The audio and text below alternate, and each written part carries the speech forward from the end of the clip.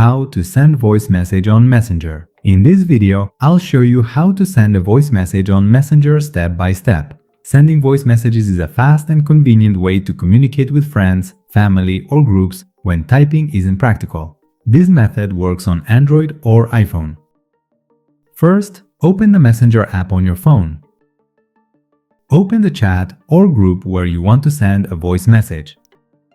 On mobile, tap and hold the microphone icon in the message box. While holding it, record your message. You can record as long as you need. If you want to cancel, slide your finger away from the microphone before releasing. Once you finish, release your finger to automatically send a voice message.